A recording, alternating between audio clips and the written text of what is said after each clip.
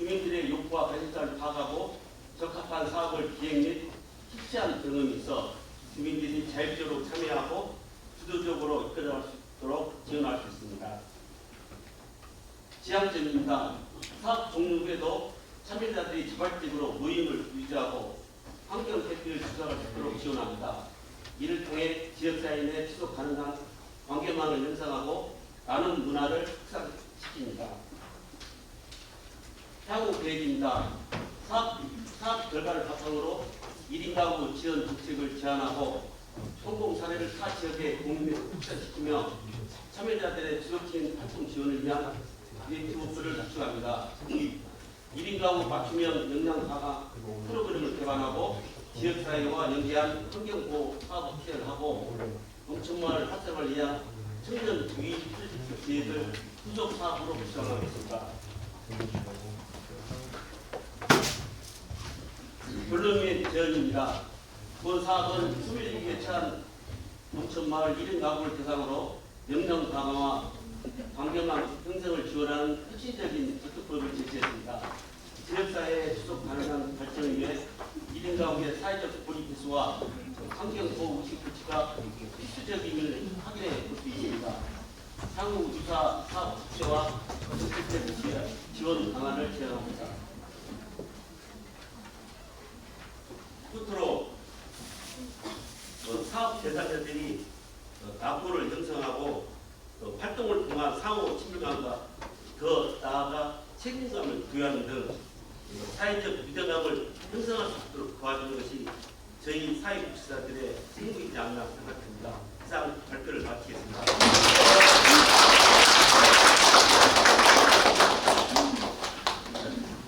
두 번째 주제는 아름다운 마을 가꾸기라는 주제로 강주관 나정빈님의 발표가 있겠습니다.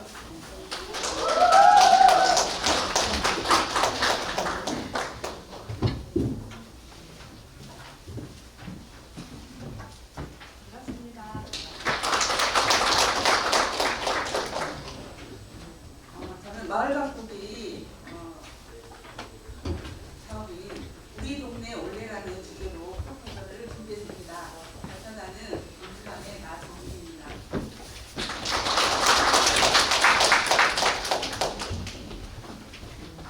김현우 교수님께서 안 계셔서 너무 좋았는데요.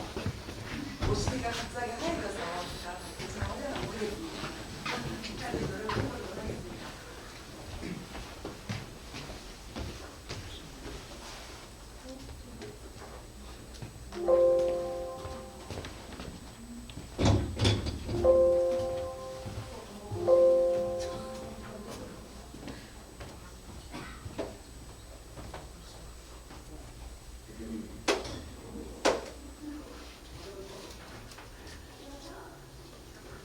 목표를 다섯 가지로 선택하는데요. 사업 런치 소개와 두 번째는 사업 내용 및 전략, 세 번째는 사업 효율성, 그리고 네 번째는 목표 및 성과이고요. 마지막으로는 사업 종료 및 진행도 하겠습니다. 사업 런칭이고요. 많이 준비를 했습니다. 그리고 결과적으로는 우리 동네 올레라는 주제로 진행했는데요. 약간 글씨 잘못 썼을까라는 생각을 할 수 있겠지만 이 올레라는 것은 순수 우리 길에서 좋은 길, 꼴목 길이라는 그런 의미를 가지고 있습니다. 최근 여러분들도 알다시피 많은 환경 문제들이 제기되고 있습니다. 이로 인해서 폭설이나 폭염이라든가 홍수 같은 많은 일들이 일어나고 있고 저희들이 직접적인 또 간접적으로 경험하고 있는데요. 그래서 환경 문제를 어떻게 하면 조금이라도 줄여볼 수 있을까라는 생각으로 얼마 전에 타이어를 붙이러 갔다가 굉장히 많이 쌓여있는 폐타이어를 보면서 이 폐타이어를 활용해서 뭔가 미니 정원을 만들어 보면 어떨까라는 생각을 하게 되면서 폐타이어를 활용한 친환경 사업을 구축하게 되었고요. 이 사업을 함으로써 마을 사업의 독자적인 문화가 형성이 될 거라 생각이 들었습니다. 다음은 사업 내용 및 추진 전략인데요. 이 사업의 핵심을 갖는 마을 주민과 노인이 되겠고 주변 참여자로서는 마을 주민의 주민 가수가 되겠습니다. 사업 내용 및 추진 전략을 두 가지로 정리를 해봤는데요. 마을 간 유대 관계 향상과 그리고 친환경 그린 사업을 추진할 수 있다는 것입니다. 마을 간 유대감 높이기의 전략으로는 폐타이어를 이용해서 화분을 가꾸고 또한 이렇게 관리를 하면서 마을 간의 유대 관계가 향상해지고 가족 관계가 회복이 되며 이 사업에 참여함으로써 고독사가 예방될 수 있다고 생각이 들었습니다. 또한 환경오염 예방 캠페인과 더불어서 재활용 문화 홍보 및 확산함으로써 친환경 개인 사업을 추진할 수 있습니다. 다음은 사업의 필요성인데요. 최근 개인주의가 투명해진 그런 상황에서 코로나19를 겪으면서 노개인화를 가속화시켜왔습니다. 이로 인해서 환경 문제가 제기되었고 이익 간의 무관심과 욕심 등의 작은 문제로부터 고독사라든가 스트레스와 살인 등 사회에서는 가까이서 심각한 문제점들이 많아지고 있습니다. 이를 해결하기 위해서 이 사업을 추진함으로써 이웃과의 단합이 첫 번째이고 두 번째로 독자적인 마을의 친환경 분단을 형성하고 그런 논의를 통하여 사업을 통과할 수 있는 목적을 삼았습니다. 다음은 사업 목적이 평가입니다. 이 사업을 계획함으로써 먼저는 설문조사가 이루어져야 되겠고 다음은 또 참여자를 모집하고 또 폐사를 이용한 사업을 이루어지게 만들고 그 뒤에 대파를 드리는 것을 계획을 삼았습니다. 사업 종료부 지향점을 만나고 잡았는데요. 근본 사업을 통해서 마을의 유대감을 목표로 한 질적인 성장을 독려하는 한편 친환경 문화를 구축함으로써 장기적인 목표를 이룰 수 있는 방향으로 지향점을 삼았습니다. 저 5분으로 하락하셔서 지금 간단하게 정리를 하였습니다. 그럼 말씀을 하겠습니다.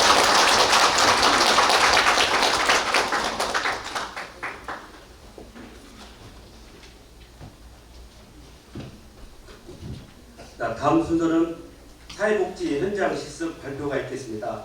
첫 번째로 꿈나무들의 미래라는 주제로 공교반 최영수님이 발표를 하겠습니다.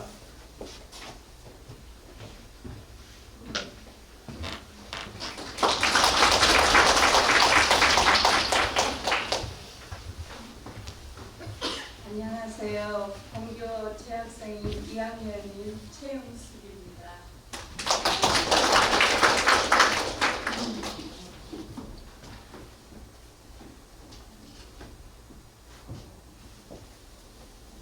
제가 실습한 장소는 전남과학대학교 지역아동센터입니다.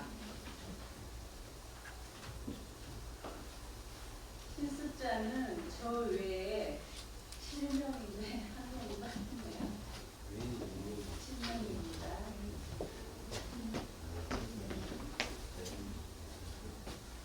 기반 소개로는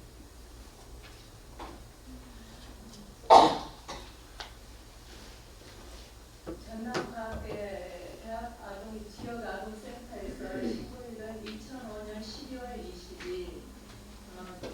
우리 학교 푸른바위도 2층에 있습니다. 기관 소개로는 설립 목적 지역 사회 저소득 아동의 보호와 교육, 건전한 노조와 오락을 제공, 보호자와 지역 사회의 연계 활동을 통해 아동의 건전한 육성을 위한 종합적인 아동 복지 서비스를 제공한다. 급변하는 환경 속에서 부모의 돌봄을 필요로 한 저소득 아동, 청소년들에게 방과 후에 안전하게 지낼 수 있는 생활 공간을 제공한다. 그리고 이외의 환경으로부터 보호하며 또한 발달 과업에 적합한 학습과 흥미를 유발시킬 수 있는 프로그램을 제공하여 몸과 마음이 건강하게 성장할 수 있도록 도움을 주고자 노력하고 있다. 설립 목표는 이 아동들의 건강한 사회성 발달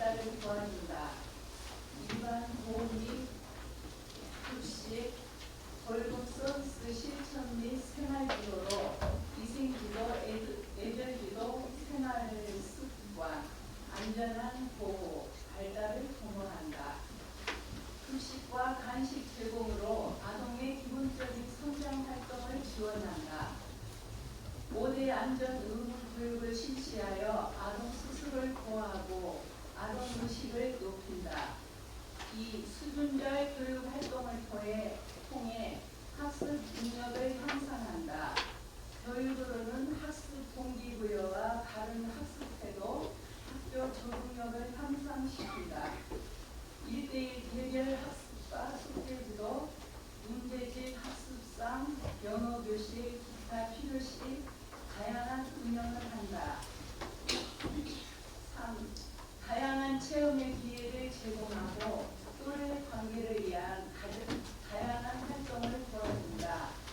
문화로는 상호작용 촉진, 공동체 놀이 활동으로 책임감 증진한다. 문화체험을 통해 아동의 체험의 기회를 제공한다. 4. 아동의 건강한 정서적 발달을 돕는다. 정서 지원, 아동과 가족에 대한 상담 교육 서비스 지원 및 연계 활동을 한다. 5. 지역 사회 네트워크 구축으로 통합적인 접근과 서비스를 제공한다. 지역 사회 연계, 건강한 정서적 발달을 돕는다. 상담 연계 욕구 해소, 지역사회 차원 개발과 확보를 통해 가족에 대한 서비스를 제공한다. 인적, 물적 자원을 확보한다.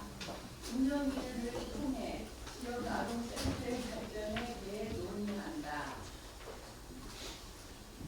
운영 개요. 이 운영 기간 2024년 1월에서 2024년 12월이고요. 이 운영 시간 학기중 월요일에서 금요일 10시에서 20시, 토요일도 토요일 운영 교실은 09시에서 12시입니다. 방학 중 월요일 금요일에서 10시에서 17시 토요 운영 교실이 있습니다. 09시에서 12시입니다. 3. 운영 대상 초등학생, 중학생, 고등학생, 수급자 차상위 한부모 저소득 가문화 다자녀 보육복이 필요한 가정의 아동, 맞벌이 부부 자녀입니다. 4. 5대 영역별 프로그램 가, 보호 영역, 학습 구직 아동 지도, 일상 예절 교육, 위생 지도, 급식 제공 안전교육 차량 운행, 교육 영역, 학습 지도 특기 적성, 매체능 활동, 인권교육, 자치회의, 문화체험 활동 분기 1회 정서 지원 영역, 아동 상담, 부모 상담, 정서 지원 연계, 지원 연계 영역, 지역 자원의 물품 연계, 자원 연계 활동입니다. 아동들 성향, 자기 생각을 자유롭게 말할 수 있으며 자신감을 키워주는 기관 분위기에 맞게 표현의 자유로움을 학습 제공, 정서 지원 활동 등 표정이 밝고 긍정의 에너지를 가지고 있는 센터 아이들입니다. 기관에서는 나를 사랑하고 우리 지역을 사랑하고 우리나라를 사랑하는 훌륭한 사람으로서 하도록 항상 응원합니다. 책자에 나와 있기 때문에 여러분이 참고해 주시면 감사하겠습니다.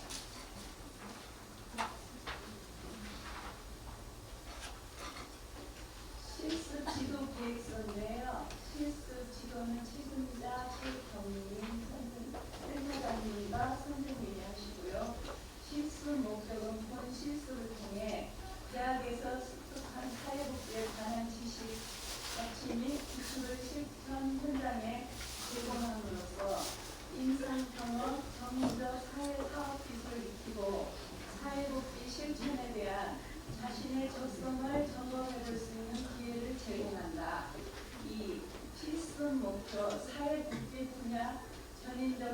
생활을 위한 기본적인 아동을 위해 시설의 업무 파악 및 아동 지도, 회계 행정 기술 습득, 사회복지사로서의 정체성 확립, 기본적인 자세 습득, 3.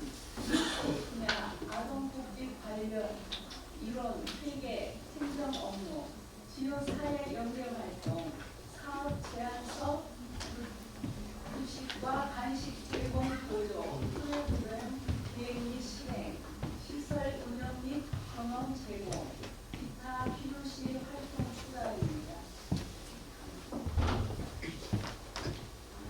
이런 내용은 책에 나와 있기 때문에 넘기겠습니다.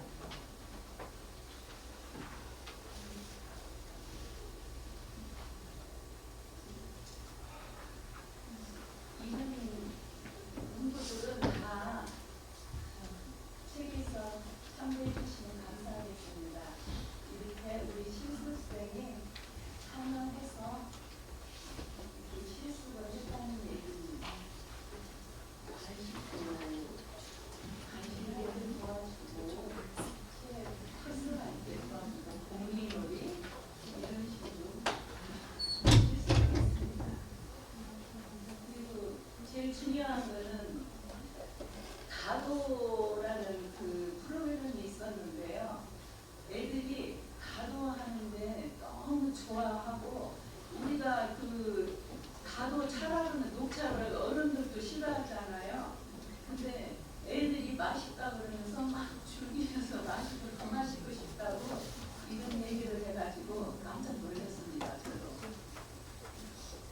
이거 공기놀이 여기는 저기 케이크를 만들어가지고 그래서 애들이 그냥 손에 범벅을 해가지고 남자 어린이들은 그러고 쪼꼬리 막 먹치고 이러더라고요. 그리고 좀 부진한 파스 할 때 도와주고 이게 딱지 접기 또 알려주고 이 선생님이 지금 이걸 하셨어요. 우리 왜 떡케이크 보면 위에 이렇게 꽃이 이쁜 모양의 장미꽃이 있잖아요. 그런 꽃들도 어린이들에게 이렇게 만들게 함으로써 애기들이 아주 좋아하더라고요. 아이들이. 이렇게 공개하는 모습, 가도하는 모습, 이제 애들을 이렇게 가도하시는 선생님이 이제 가르치고 계신 모습입니다. 감사합니다. 그리고 소감 말씀이시면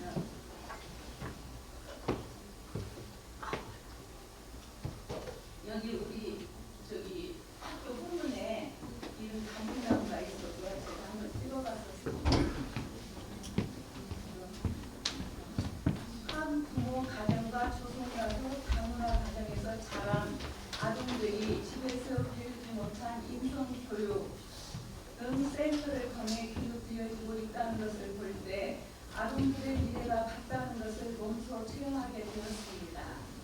아이들이 놀 때는 넘어질수가 일어나 보여 한눈을 팔 수가 없지만 편안하게 웃는 아동들의 모습이 예뻐 보였고 특히 요리 프로그램에서 샌드위치를 만들고 케이크 만들면서 소스가 손에 번거이 되었지만 곧잘 만들어서 집에 가져가는 아이들의 뒷모습, 가족들과 나눠 먹는 모습이 상상되어 행복했습니다.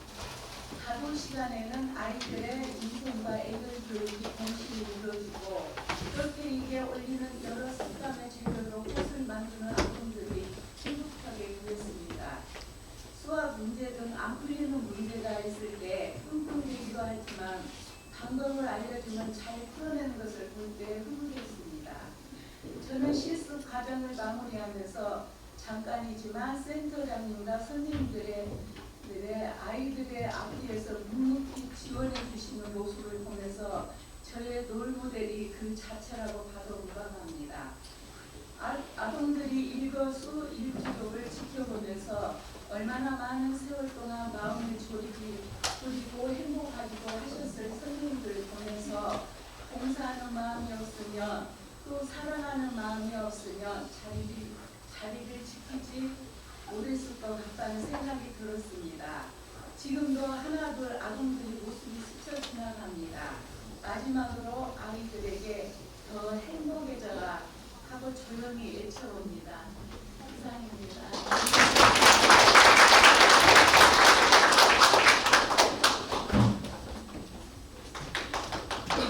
네, 최우수님은 2학년 공기반에서 나이가 가장 많은 연장자입니다. 훌륭한 말씀 너무 감사하고요. 다음으로는 희망을 만드는 이야기를 주제로 공개반 박민호님이 발표를 하겠습니다. 박수 한번 보내주십시오.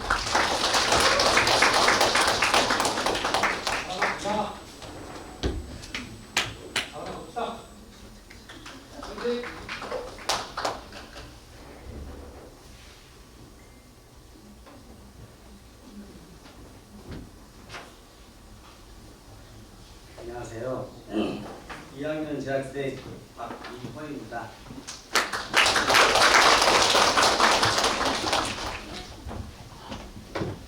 저는 희망을 만드는 이야기를 주제로 순창 지역 자원센터에서 현장 소개해드리겠습니다.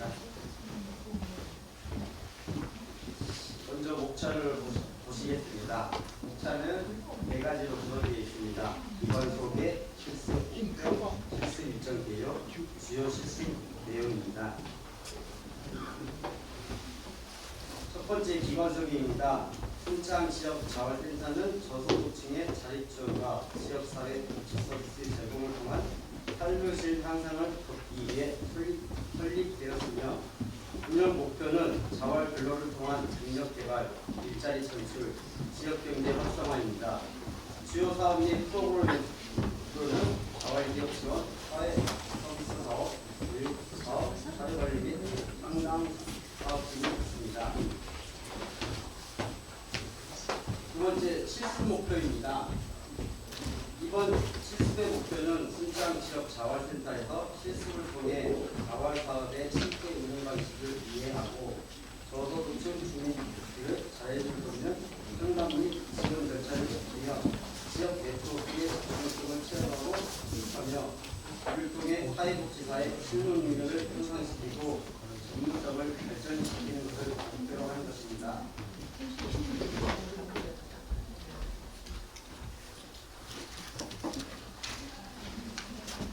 세 번째 실습 일정 개요입니다. 이번 실습 기간은 2013년 학예 방학 중 4주간 총 20일 동안 진행되었습니다. 실습은 6월부터 금요일까지 주 5일 하루 8시간씩 총 160시간입니다. 하루 일정은 다음과 같습니다. 오전에는 오리엔테이션과 무파악 중심으로 진행되었고 오후에는 현장 실습 활동과 관련된 교육 및 실습이 이루어졌고 저녁에는 실습 일지를 작성하고 지도자의 확인을 받는 시간을 가졌고 실습 일지는 매일 작성하며 실습 내용을 정리하고 피드백을 받았습니다. 네 번째 주요 실습 내용입니다. 오리엔테이션 및 실습 기초 활동입니다. 기관 및 자활사업 운영에 대한 안내를 받게 됩니다. 지침 학습을 통해 기본적인 이해를 듣고 자활 근로 기업 경험을 통해 기초적인 실습 활동을 시작합니다. 행정 업무 및 현장 전학입니다. 사무실에서 행정 업무 보조를 하며 사회복지사 업무에 대한 교육을 받습니다. 자활사업에 대한 안내를 정독하고 자활 근로사업 현장도 직접 방문하게 됩니다. 다음은 현장 실습 사진입니다.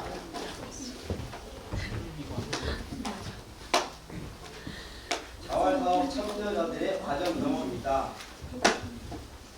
자활근로 사업 실습과 함께 게이트웨이 프로그램에 참여하고 자활사업 관리에 매뉴얼 학습 및 참여자들이 소양교육에 참관하여 자활기업 지원에 대한 내용에 대한 학습도 진행됩니다.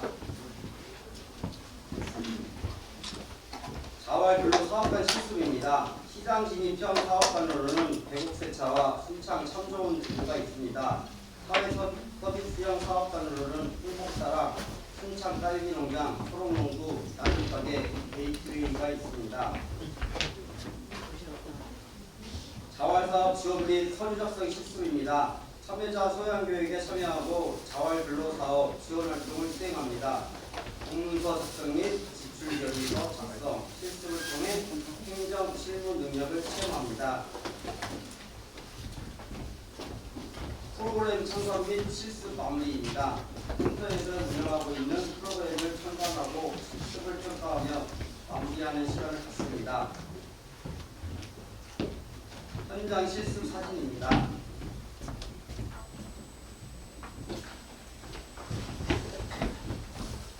실습 성과 및 평가에 대해 말씀드리겠습니다. 이번 실습을 통해 실습 목표 대부분을 달성하였으며 다양한 학습과 경험을 통해 의미 있는 성과를 얻을 수 있었습니다. 주요 학습 내용도 자활사업의 운영 체계를 체계적으로 성립하였고 개인적 성장도 사회복지사로서의 역량을 강화하였으며 자활센터가 지역사회에서 수행하는 역할과 기능을 구체적으로 이해하게 되었고 자활사업이 참여자들에게 미치는 긍정적 영향을 체감했습니다. 사례관리 등의 실습을 통해 현장에서 요구되는 실무 능력과 전문성을 키울 수 있었습니다. 결론 및 제언입니다. 순창 지역 자활센터에서의 실습은 자활사업의 실제를 경험하고 이해하는 귀중한 기회였습니다. 저소득층 자립을 돕는 다양한 프로그램과 사업을 직접 체험하며 사회복지사로서의 실무 능력을 향상시킬 수 있었습니다. 특히 게이트웨이 프로그램, 자활근로사업, 노인 맞춤 돌봄 서비스를 통해 지역사회 복지의 중요성을 깨달았습니다. 향후 자활센터의 역할 확대와 참여자 맞춤형 프로그램 개발이 필요하며 사회복지사로서의 끊임없는 학습과 현장 경험을 통해 전문성을 키워나가겠습니다. 감사합니다.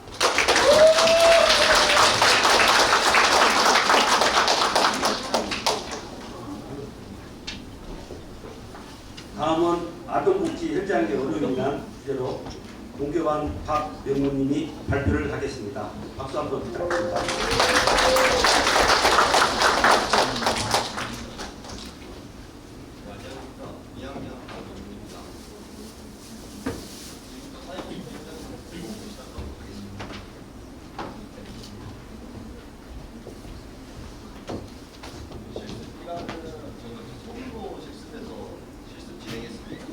순천에 있는 무지개 지역에서 야동수는 쉬우면 센터장님 하고 생활복지사 사회복무요원이 한분 있습니다. 그리고 이제 대학생들이 봉사활동 기능을 할 수 있는 그런 부분을 주시면 됩니다. 실습기관 선정은 최초에 저는 이제 모임복지에 관심이 많아가지고 모임복지가 하고 싶었는데 지금이 아니면 이제 아동복지에 대한 실상을 보지 못할 것 같다. 처음에 이제 노인복지로 가고 싶으니까 그래서 한번 경험해 보자라고 생각을 하고 지원을 했고, 보존하는 것은 제가 이제 자영업으로 운영하고 있는데 다시 직원으로 이렇게 보면 들어가는 거라고 일맥상통하지 않겠습니까? 한 달 동안이라는 시간 동안에 내가 어떤 조직의 가장 아래에 위치해서 이분들을 보조하고 돕는다는 걸 할 수 있을까? 좀 그런 부분에서 걱정을 많이 하고 도전을 했습니다. 관심 분야는 당연히 관심 분야이기 때문에 진행했고요. 이제 목적이나 실습 목표는 이러한데 가장 힘들었던 부분이 그거였습니다. 이제 제가 군생활을 7년 동안 하면서 상담 기술이나 이런 기법들, 병력들에게 심리 상담이나 이런 것도 많이 진행을 해봤는데 이 아이들을 상담을 한다는 거 너무 같이 대화하는 것도 가치관이 다르고 서로 알고 있는 것이 다르기 때문에 너무 힘들다고 생각했고 거기서 이제 우리가 수업에서 배웠던 게 경청을 하고 커스터머가 나에게 말을 하는 거에 대해서 잘 들어주고 이해해주고 배려해주고 이런 부분이었는데 제가 이 아이들이 나보다 지식 수준이 낮고 나이가 어리다고 해서 내가 스스로 판단해서 이 애들을 통제하려고 하는 그런 모습이 딱 나오는 모습을 보면서 제가 실제로 현장에서 일을 할 때도 이게 노인이든 뭐 장애인이든 혹은 뭐 아동이든 내 기준에서 판단을 하면 안 되겠다. 이분들이 잘 나가고 혼자서 자립할 수 있게 도움을 주는 어떤 보조의 역할을 해야지 내가 중심을 잡고 앞에 서서 이렇게 하시오, 저렇게 하시오. 이제 이렇게 하면 안 되는 것이 이제 좀 저한테는 좀 어려운 점이었어요. 활동 사진 같은 경우에는 이제 처음에 첫날 가서 청소를 1시간 배웠습니다. 제가 청소를 군대 있을 때도 안 했는데 여기 보시면 디테일이 제가 양말을 벗고 있죠. 진짜 청소한 겁니다. 그리고 이제 이거는 아이들 밥 먹기 전에 두 번째 사진은 이제 손 씻고 오는지 이제 기다리는 사진이었고요. 세 번째는 이제 윷놀이하고 이제 아이들하고 이제 놀이 활동하는 사진인데 이제 앞에 있는 우리 여자친구가 자꾸 자기가 즐거웠으면 판을 엎어버리고 그래가지고 항상 져주는 상황이 발생했는데 이것도 나중에는 제가 끝날 때쯤에 한 번 말했어요. 네가 선생님들하고 놀이 활동을 하려면 친구들하고 하려면 네가 이기지 않는 상황에서도 배려하고 양보 규칙을 지켜야 되는데 그런 걸 하지 않으니까 아무도 너랑 놀라고 하진 않는다. 이런 부분이 있었고 요건 배식하는 사진 그리고 이제 그림 공부나 이제 문제집 학습 지도 같은 거를 저는 이제 아이가 없으니까 한 번도 해본 적이 없는데 이 받아쓰기나 이런 것도 엄청 어려워하더라고요. 그리고 애초에 할 의지가 없어요. 한 장만 풀면 끝나는데 하루에 의지가 없는 아이 친구들을 갖다가 이제 이거를 해야 된다고 하니까 너무 이제 그런 부분에서 기술이 없다 보니까 힘들었다. 이런 부분이고 이제 여기는 이제 저희가 밖에서 전래 놀이를 하는 외부 강사 초청해가지고 학교 운동장에서 하는 시간인데 저를 껴주지 않고 이제 자기들끼리 노는 상황입니다. 최태현 교수님 이제 예쁘게 사진 나오셨는데 말씀을 안 드리고 사진을 넣어가지고 수상권 관련해가지고 문제를 삼지 않으셨으면 감사합니다. 제가 이제 가장 하고 싶은 말은 솔직히 이쪽 페이지입니다. 이제 어려운 왜냐면 이제 많은 사회복지 종사자분들이 계시고 사회복지 시설들이 있겠지만 이 소규모 시설과 단체들에 대한 어떤 관심과 배려 센터장이 혼자서 그 시설을 운영할 수가 없다. 이 소규모 같은 경우는 후원자도 없고 기부자도 없습니다. 그러면 지역 센터에 있는 어떤 그 단체가 있더라고요. 회장님이 계시고 근데 그쪽을 강제적으로 이게 가입을 할 수밖에 없어요. 거기를 들어가지 않으면 굉장히 힘들 것 같다. 그리고 보시게 되면은 순천에는 47개 지역아동센터가 이제 있는데 순천시에서 이제 관련 공무원 한 명입니다. 그리고 이제 공무원 특징상 1, 2년 주기로 바뀌어요.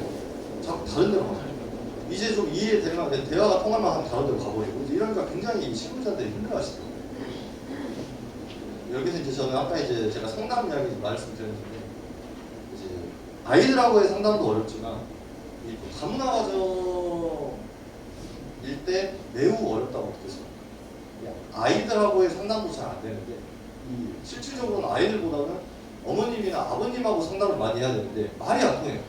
파파고를 펴야 됩니다. 통역이 안 되니까. 그런 부분에서 또 문화적인 차이도 있고 이 어떤 교육 부분을 따라가야 된다. 이제 우리나라는 너무 못하면 안 된다. 이런 부분을 말씀을 드려도 아 그런 거 없다. 애가 잘 살면 된다. 행복하게. 이게 근데 받아쓰기 계속 빵점 맞는데 어떻게 잘 삽니까? 이게 말이 안 되죠. 그런 부분에서 그 문화를 이해시키고 설득시키고 하는 데 대해서 굉장히 많은 차이가 있습니다. 나는 여기를 바라보고 말씀을 드리는데 이 아래를 보고 계세요. 그러다 보니까 괴리감이 오고 의질감이 오고 힘들다. 그리고 수준 이상의 상담 기술이 필요하다. 이건 아까도 제가 말씀드렸고요. 이제 두 번째는 이제 다소 많은 행정 업무. 이거는 제가 이제 뵌분들은 생활복지다 분들이었죠. 다른 부분은 잘 모르겠지만 소규모 시설은 이제 진짜 일하실 수 있는 분들이 두 분이고 책임지는 사람은 딱 한 명 센터장이죠. 그 아래 사회복무요원이나 대학생들 뭐 같이 오셔가지고 이제 저를 포함해서 많이 있지만 결국은 센터에서 무슨 일이 일어나면 센터장이 책임을 져야 되고 생활복지사가 일을 해야 됩니다. 근데 여기서 같이 들어가는 게 이렇게 사례관리부터 시작해 여러 가지를 하고 후원자 모집도 해야 되고 기부금도 해야 되고 또 협회에 일 있으면 협회 행사도 참석해야 됩니다. 잘 안 계셔요 센터장은. 그리고 3년 주기 지자체 평가 이거 진짜 엄청난데 이거 돌봄하고 또 달라요. 돌봄은 또 안 하는데 이 아동센터가 또 하는 게 있습니다. 그런 부분도 굉장히 또 어려운 부분이다. 왜 그러냐? 실제로 일하시는 분들은 불만이 진짜 많아요.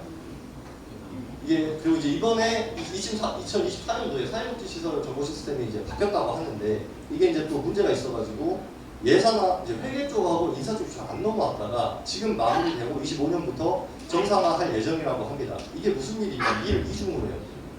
여기다 정보 저기로 가고 여기서는 안 되니까 회계는 센터장이 이제 맡아가지고 저기서 하고 여기는 또 실무자는 생활복지에서 여기다가 옮기고 적을 게 너무 많더라고요.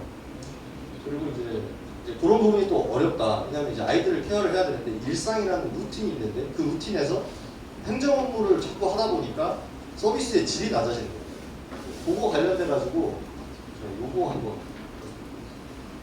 그 평가 지표 요거 나온 건데 이 평가 점수에 따라서 이 센터 운영비를 좌지우지하고 앞으로 지원금을 안 주겠다고 이게 이제 그 순천시에 이제 그 아동센터를 이제 센터장으로 새로 가려고 이제 오시고 상담을 받으러 오시면은 하지 마라 그런다는 소리가 있습니다. 이건 카더라 소식이지만 이 확정을 받아야지 법적으로 이제 어느 정도 그 바운더리에 들어와야지 오픈을 할 수가 있는데 3억, 4억 초반에 이 평가를 통과하고 운영을 하기까지 본인이 내셔야 되는 어떤 시간과 투자금이 많다.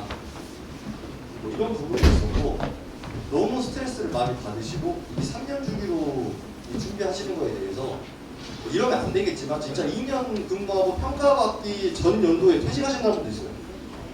다른 데로 가서 옮기시는 거예요. 뭐 이런 분도 저는 그 이야기를 들었는데 우선 이런 부분들은 좀 국가적 차원에서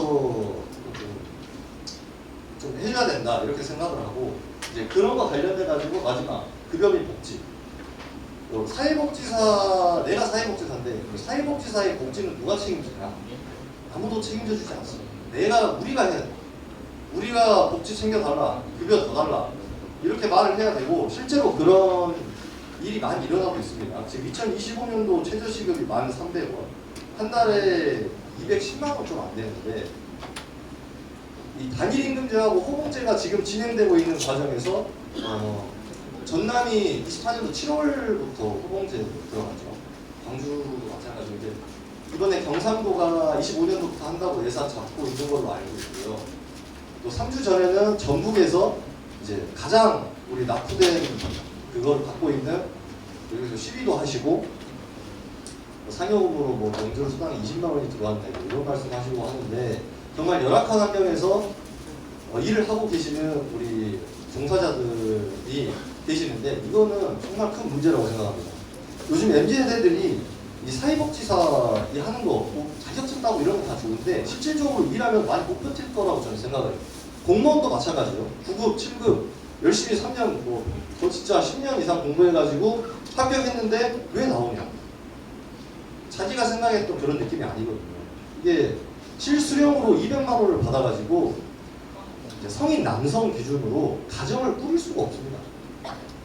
그러니까 여자분들이 많은 이유 중에 하나겠죠. 그런 부분을 어떻게 보면 이제 앞으로도 계속 쟁취해 나가야 된다는 생각하고 2022년도에 미래 향후에 우리가 이제 뭐 우량한 이런 직종에서 뭐 사회복지사가 5위, 20위 중에 20대 꼽은 것에서 5위를 했다고 하는데 그렇게 되려면은 이런 복지나 급여 부분에서도 항상 우리가 눈을 뜨고 있어야 된다는 생각을 합니다.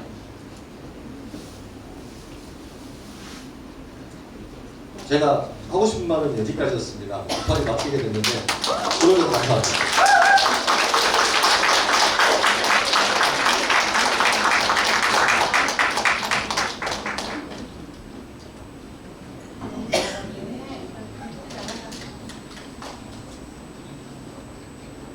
다음은 전통놀이를 활용한 사회성 향상에 대한 주제로 4학년 박 교수님이 발표를 하겠습니다.